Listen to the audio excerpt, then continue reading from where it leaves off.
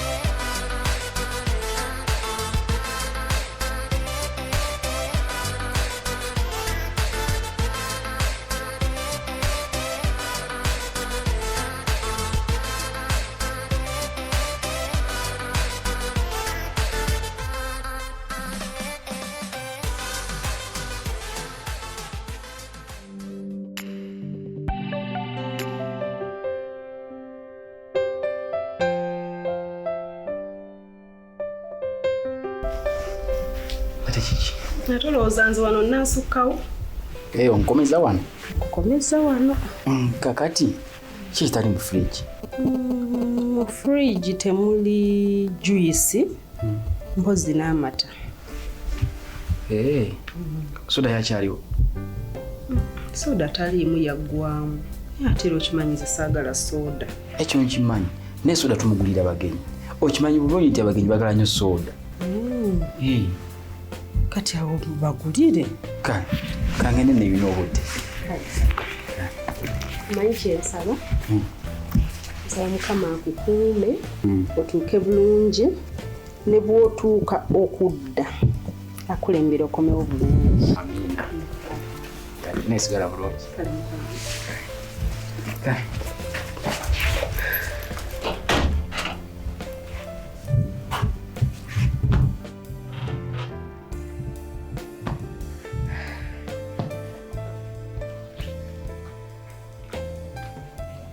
Ate wabadde ky'obulago? Lago ekifuba kimu masenyiga zena nandibadde nalubairo saawa zitoona naye lwakuba nkulumirirwako nnyo kyekindeese era onnuma kutunira n'enkusaasira mukazi wattu. Nonsaasira? Mbadde ki? Philip omusajja mwenzi nnyo. Abakyala ba kuno ku kyalo kya Mpisi bonna yabendako.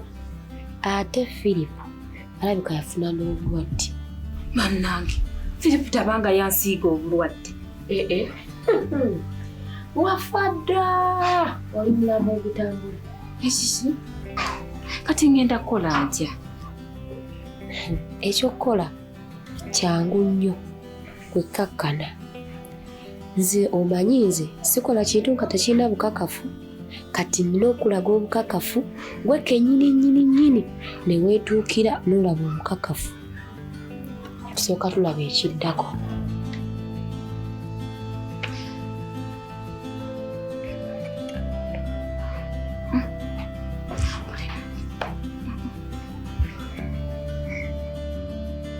Kakkana. Manager. Gwe nnyabo okyakola kiwano? Manager nsaba kunsonyiwa. Bwe tubadde mu ofiisi nkugambye ki? Oŋŋambye ongobye. Nkugobedde ki? Kutuuka leeti ku mulimu enfunda eziwera. Bwe nali nkuwa omulimu, terms and conditions z'omulimu wazitegeera tiwazitegeera? Nazitegeera manager nsaba kunsonyiwa. Kati kulwaki obadde ojja leeti ku mulimu? Mbadde nina ebizibu ewaka manager. Nsaba kunsonyiwa. Nnyabo. Olowooza gwe wekka alina ebizibu ewuwo. Olowooza ffe tulina ebizibu waffe. Nze weerondebeko nga nzira leeti ku mulimu. Nedda manager.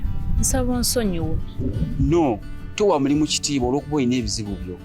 Kati kankuwa opportunity ogende okole ku bizibu byo. Bw'oliba obimaliriza ng'ofunye obudde, oligenda wala n'osaba omulimu ne bagukuwa. No, so si wano. Wano tetulinawo omulimu gya kwonna budde. Manager nsaba manager. Manager nsonyiwa. Nnyabo, omulundi ogusoose nkugobedde mu ofiisi. Kati ni wano nkugobeddewo mu kkubo. Nkugobye. Manager. Ngenda kubira poliisi yebejje kujje wano.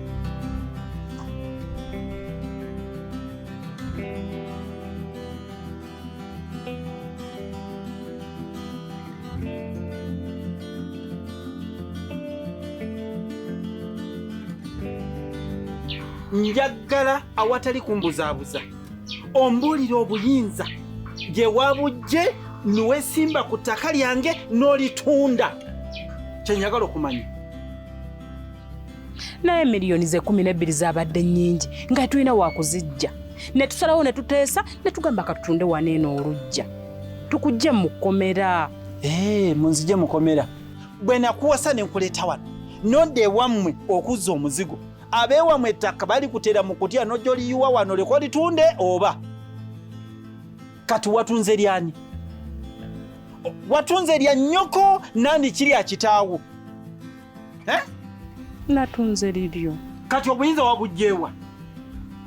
Magezi wangi taata bulijjo oli mulongo maama wo yakuzaala n'ettaka lino muleko mulitunde. taata siri mulongo. Kati obuyinza mwabugjeewa okutunda olujja lwange mwabugjeewa? Mwami Gatonnya tusaba otusonyiwe munnange ffe twadde tulwanirira gwe okukujja mu nkomyo. Kati mwebale mwanzijjeeyo era nvuddeeyo kati njagala ondage ngenda beerawa wowe ngenda obeera ng'ettaka lyange olujja lwange mulutunze. Naye amaka tetwagatunze gasigadde we tugenda kubeera wano. Amaka ga nnyoko gano maka ga nnyoko amaka gago naffe. Kati mwe mbadde ngenda kubagatta ku bantu b'empalana mbawalane muntegeere mumanye nti eriyo abantu amanyi okuwalana naye olwokuba mwetonze mbasonyi. Naye era ekyo tekimala ngenda bawa ekibonerezo kigenda babuzako obutuuliro obulamu bwamwe bwonna oba ndi mulamu oba ndi mufu kyo mbabuulire era mukirinde nga mbaga. Naye ate abo bato tusonyiye Mwami Gatonnya. Kati gwe yasamirira nnyo nga bw'otunda ebintu byange.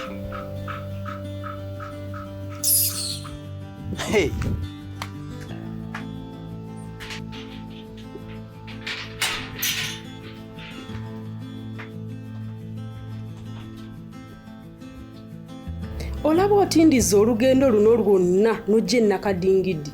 Ekyo kyongedde okunkakasa nti onjagala. Weebale kunjagala mukwano.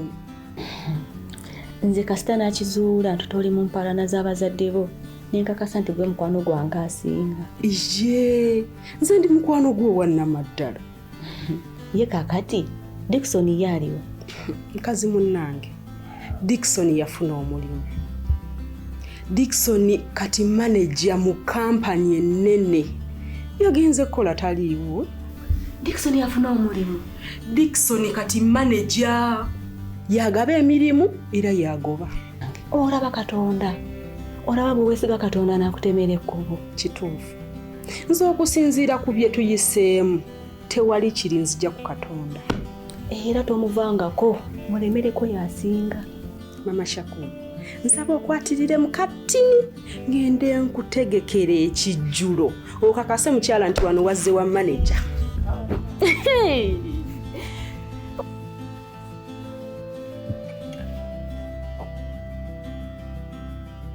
Mwori, obadde ki? Wenna onyiize otugubadde toyagala kwogerako nawe.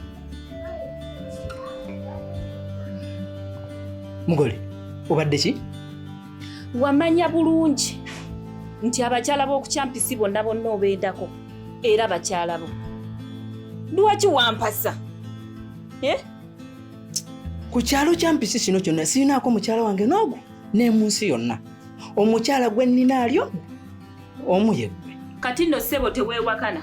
By'ozze okola ku luno ku kyalo kyonna nabitegedde babiŋŋambye. Kati siri mwetekefu kufiira bwereere. Nnyabo, abagambye ebigambo manya ensonga egi tebakwagaliza bufumbo. Bufumbo ki buno? Bufumbo ki buno obujjudde ebirwadde? Saamanya. Singa namanya nti eno ennyumba ddipo y'abirwadde sandigiyingidde. Amazima sandigiyingidde.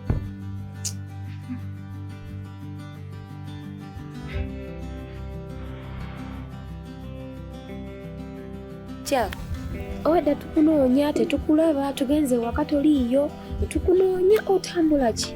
Nga munoonyeza ki? Kale nzuuno. Anti njagala kulaakulanya wange. Kulaakulanyewo? Ate ani akugaanye? Kulaakulanyaawo? Anti gwe nnemesa olemedde ewange. Njagala kulaakulanya wange olemeddewo. Sikitegeera. Ewange oyagala kulakulanya ate wange Tokimanyi nti awo nagulawo. ng'ani yakuguzaawo? Sisita wo Shidya yanguzaawo n'aŋŋamba nti no mwetaaga ssente oli mu kkomera era nenkwata ssente nenzimuwa n'ova mu kkomera. Kati njagala kulaakulanya kitundu kyange kitwale mu maaso olemeddewo. Ate gwe nnyabo wali wange era bwe mba njagala okutundawo nze yeetundirawo so si kukuntundira. Otegeera kati ewagula mpewo. Lindako ssebo, nina kyesitegeera wano. Obuzibu buli ku mabeere ge wayonka oba amata g'ente ge wanywa amangi. Omukyala akunnyonnyodde wali mu kkomera nga mwagala ssente zikujjayo. Sisita wo Shida najja n'amugamba n'agula awantu n'amuwa ssente. Kati akugamba yagala kulaakulanyawo ate tovaawo otya. Gwe no nnyabo nawe tobyeyingizaamu gwe ngenda kukuba bukubi gwe. Ogenda kunkuba ssebo. Anti omukubi w'essaza. Bulijjo ebikondo okuba byakuwangula mbuzi kati oyagala kuba bantu.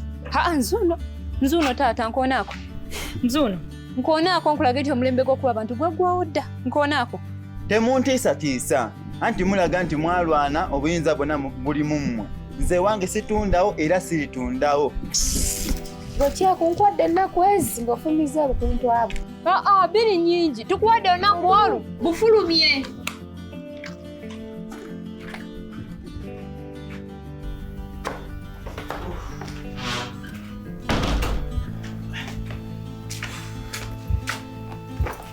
Oh God. Thank you, my creator. Wow. Hey. Hello. Good day.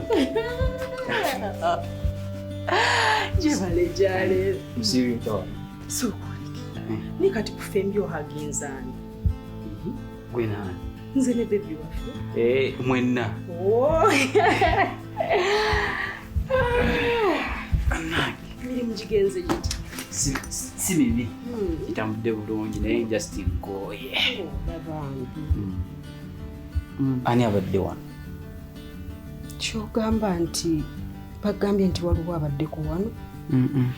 Just lwakwengeri nafuka manager. Abantu baba banneeyunira nga bajja ku ofiisi bagalamba bw'emirimu. Kati mba basobola okujja n'ewaka nga banywa. Mbadde obadde ontiisizza. Naye nga tewali n'omu yazzeeko wano. Naye okujjako ng'abo nabo baba bawumba tuutu. Omuntu anoonya omulimu ate ogenda mu maka ga manager gy'ogenda ogusabira. Ati wajja wano kati interview abagigudde. Interview lwa abagigudde. Butereevu. Naye bannange nona interview naye si nnyangu ya kuyita. Gwate ky'osuubira okukubuuza ate mbu si kye bakubuuza. Yowa. Manje. Ebintu bye nakutumye ku makya byo biriwa. James tanaba kutuuka wano. Sinalaba ku muntu n'omu wano. Ebintu nabiguze ne mbwa James wa boda abireeti. Tanaba kutuuka wano. Sina n'omu gwe nalabyeko wano. James nga mbadde simanyi mmuze ja kwemakula. James agala kubeera ati. Shida, Pisa ngambye wamuguza amaka gange. Kituufu oba nnimba? Kituufu nagatunda. Otunda otya amaka gange? Nakugambako nti ngatunda. Nagatunda okusasula mwami Gatonnya ssente ze yali akubanya ng'ofunyisiza muwala we olubuto. Ne nkugamba tunda amaka gange, lwaki tewatunda agago? Nze nafunyisa Nataali olubuto oba gwe wamufunyisa olubuto? Nagatunda kusasula mbuto zo ze wafunyisa muwala wa Gatonnya. Ne nkugamba tunda amaka gange, kati nze agange ngaagala. Amaka go gaagala. Sasula piisi ssente ze, amaka go gakuddizibwe. Neddize ntya amaka olwedda agange? Ssente zonna zonna nga bwe nazitunda salyako wadde naago. Zonna bwe nazikwata ne nziwa mwami Gatonnya okusasula omusango ogw'okufunyisa muwala we embuto. Shida? Tontiisatiisa. Gw'ojja kunfunamu obuzibu bulinde.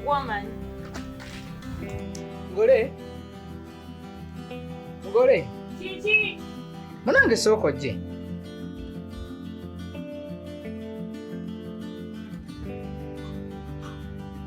Kwano kakana tulya ko wansi. Yogera nze sikyalina budde bwo. Munaye mukwana. Obufumbo kitegeeza abaagalana ababiri.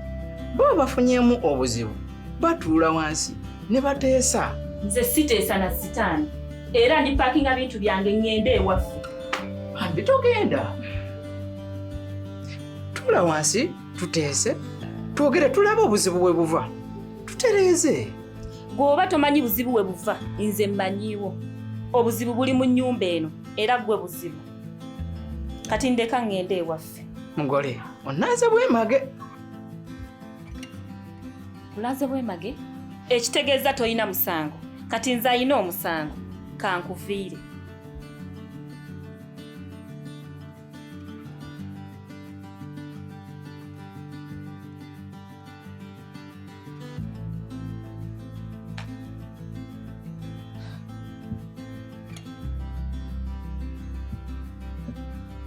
Mukalazi, njagala ompulirize bulungi.